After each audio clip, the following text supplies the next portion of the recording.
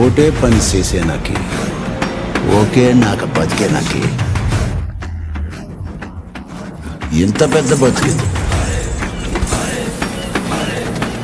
ఏదైనా ఈ నేల మీద ఉన్నప్పుడే చేసి అలా పొడతా ఏటి మళ్ళీ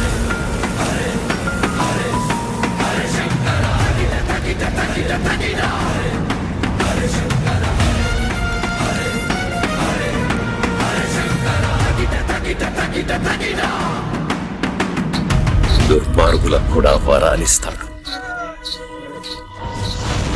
వీళ్ళంతా చూడాలంటే కావలసిందే జాలి, దయ, కరుణ. ఇలాంటి పదాలకి అర్థమే తెలియని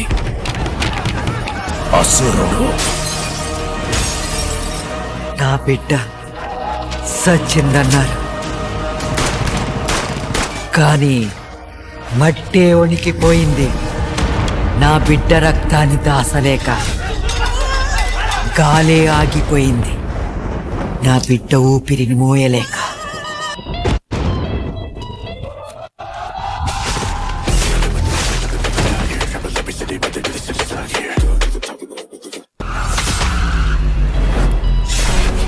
ఫైనల్గా రామ్ చరణ్ గారు ప్రతి మూవీని ఏప్రిల్ 30న గ్రాండ్గా థియేటర్స్లో రిలీజ్ చేయబోతున్నారు. ఈ మూవీని టోటల్గా 6 లాంగ్వేజెస్లో పాన్ ఇండియా లెవెల్లో థియేటర్స్లో రిలీజ్ చేయబోతున్నారు. ఈ మూవీని మార్చి 27న థియేటర్స్లో రిలీజ్ చేయాలి, కానీ కొన్ని రీజన్స్ వల్ల ఈ మూవీని ఏప్రిల్ 30న రిలీజ్ చేస్తున్నారు. ఈ మూవీ పైన హైప్ ఎలా ఉందో మనందరికీ తెలిసిందే. రీసెంట్గానే మూవీ టీం ఒక పోస్టర్ని కూడా రిలీజ్ చేశారు. ఈ పోస్టర్ చూసిన తర్వాత ఈ మూవీ ఈజీగా బ్లాక్ బస్టర్ అవబోతుందని మనకు అర్థమవుతుంది. మెయిన్గా ఈ పోస్టర్కి సంబంధించిన సీన్ మూవీలో నెక్స్ట్ లెవెల్లో ఉండబోతుంది.